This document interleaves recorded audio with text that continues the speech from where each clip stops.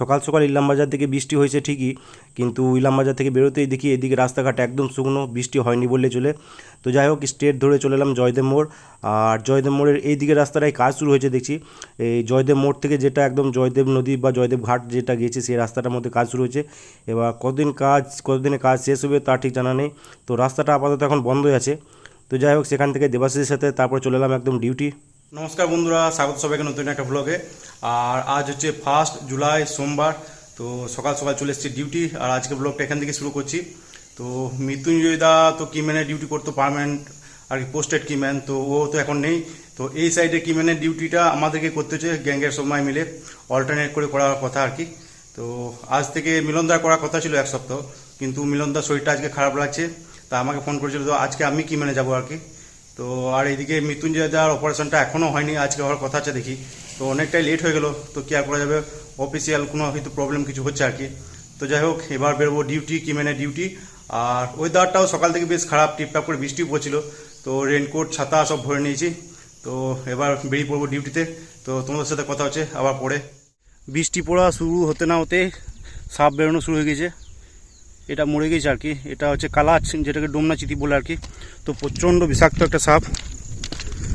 আর এই বৃষ্টি হলেই পাথরের নিচে থেকে এরা বেরোনো শুরু করে দেয়। সাবধানে ডিউটি করতে হবে এই সময়টা, বিশেষ করে এই বর্ষাকালটা সাবধানে ডিউটি করতে হয়। ওয়েদারটা এখন মোটামুটি ঠিক আছে, কারণ সকালে টিপটাপ বৃষ্টি পড়ছিল, ওটাই চিন্তা হচ্ছিল যে বৃষ্টি পড়লে ডিউটি করা চাপ হয়ে যাবে আর কি। তো যাই হোক, এখন আর বৃষ্টি নেই, আকাশে মেঘ আছে, হাওয়াও দিচ্ছে, কিন্তু বৃষ্টির সম্ভাবনা এখন নেই বলে চলে। আর প্রায় অর্ধেকটা চলে এসেছি, মানে 13 নম্বর আর 14 নম্বর মাঝামাঝি চলে এসেছি এখন। আর ব্যাগটা প্রচণ্ড ভারী। এই কিমেনে ডিউটি করার সময় কী হয়, কিমেনে জিনিসপত্র থাকে, প্লাস টিফিন থাকে, জলের বোতল থাকে, এটা তো ভারী হয়। আর আজকে মেঘলা ওয়েদার, রেনকোট আর ছাতাও ভরা আছে, ওই জন্য ব্যাগটা ভালোই ভারী হয়ে গেছে।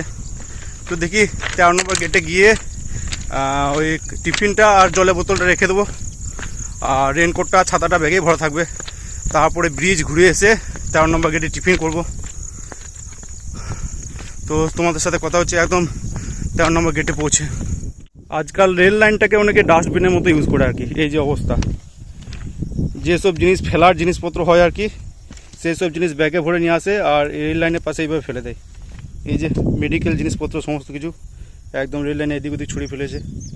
ব্লাড ইঞ্জেকশন সিরিঞ্জ, তারপর ব্লাডের পাউচ, কি অবস্থা করে রেখেছে জায়গাটা।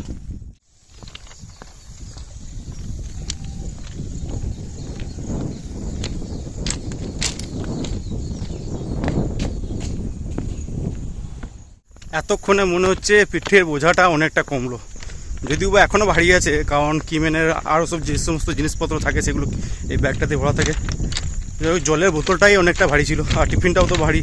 তো যাই হোক, পিঠের বোঝাটা কমেছে অনেকটা। এবার যাব গিয়ে ব্রিজের ওপার থেকে ঘুরে আসবো। আর মেঘটা আবার ঘনাচ্ছে মনে হচ্ছে আস্তে আস্তে, তো ভালোই পেরিয়ে গেলে হয়। চলে এলাম শাল ব্রিজ। আর বৃষ্টিতে ব্রিজটা ধুয়ে একদম আরও চকচক করছে মনে হচ্ছে। নদীর জল হালকা বেড়েছে, তবে যতটা বাড়ার কথা এখনও পর্যন্ত ততটা বাড়েনি। এই যে অতটা বাড়েনি জল আর কি, কিন্তু যখন প্রচণ্ড বৃষ্টি হয় জল একদম এই বাঁধের গোড়াতে চলে যায় আর কি, আর ব্রিজের কাছাকাছি চলে আসে জল একদম। তো তখন আমাদের স্ট্যাটিক ডিউটি পড়ে, এখানে স্ট্যান্ড বাই ডিউটি। জল বিপদসীমার কাছাকাছি হলে তখন ইনফর্ম করতে হয়। 2 বছর এরকম হয়েছিল, কাছাকাছি যায়নি যদিও বা, কিন্তু একদম অনেকটাই চলে এসেছিলো জল আর কি ব্রিজের কাছাকাছি। তো এখন চলে এসেছি আমার প্রায় শেষ এন্ডে, 31-এ। আর এদিকে এখন ব্যালাস্ট রিমুভিংয়ের কাজ চলছে। 5টা গ্যাং আছে আর একটা সাইডিংয়ের গ্যাং এসছে। তো এই যে আমার সাথে আছে অখিলেশ দা। তো বলে দিই, অখিলেশ দা ছিল প্রথমে 4 নম্বর গ্যাংয়ে ছিল। আমার পান্ডবের ফার্স্ট জয়নিং অখিলেশ দার সাথেই, আর ফার্স্ট দিনে ডিউটি ছিল অখিলেশ দার সাথেই। তো প্রায় 6-7 মাস ডিউটি করেছি অখিলেশ দার সাথে। এই যে একসাথে অনেক স্মৃতি আছে। আর তারপর এখন অখিলেশ দা এখন চলে যায় সাইডিংয়ে। তো দেখি এখানে অখিলেশ দার সাথে কিছুক্ষণ গল্প করবো। 5টা গ্যাংও আছে, এই যে পিছনে কাজ করছে, তো এদের সাথে কিছুক্ষণ গল্প করবো, তারপর আবার বেরিয়ে পড়বো। আর এইদিকে আমাদের গ্যাংও চলে এসছে। তো এখানে মোট 3টে গ্যাং কাজ করছে। তো ওই যে ব্যালাস্ট ফেলেছে, তো রেল লেভেলের হয়ে গেছে ব্যালাস্টটা, তো রেল লেভেল থেকে সরিয়ে স্লিপারের এন্ডগুলো বের করতে হবে, এটাই কাজ। বেরিয়ে পড়লাম আবার, এবার ফিরে যাব। দেখি 13 নম্বর গিয়ে টিফিনটা করব, তারপর আবার বেরোবো। 13 নম্বর গেটে পৌঁছে করলাম টিফিন, আর আজকে টিফিনে মুড়ির সাথে ছিল আলুর একটা তরকারি, আর এদিকে ছিল কালো জাম। তো গেটে টিফিন করে কিছুক্ষণ রেস্ট করলাম, আর তারপর আবার নেমে পড়লাম লাইনে।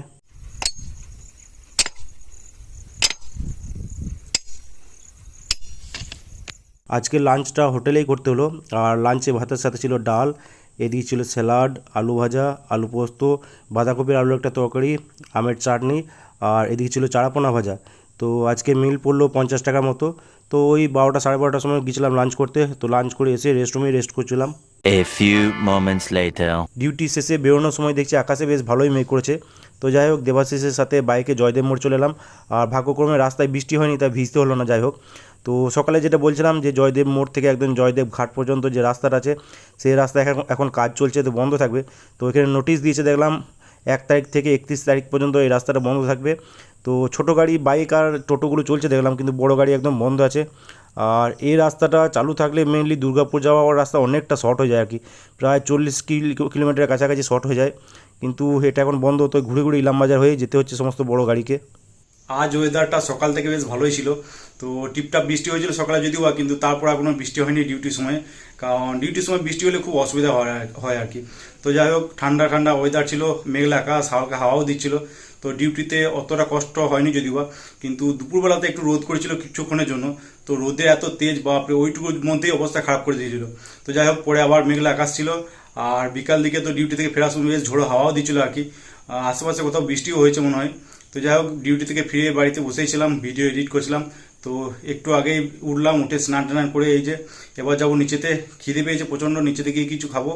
আর আরেকটা ভালো খবর আছে যে মৃত্যুঞ্জয় দেওয়ার পায়ের অপারেশনটা আজকে হয়েছে, আর বেশ ভালোই হয়েছে। তো এখন বেশ সুস্থই আছে। তো এবার দেখা যাক কতদিনে একদম কমপ্লিট সুস্থ হয়ে ওঠে বাড়ি ফিরে।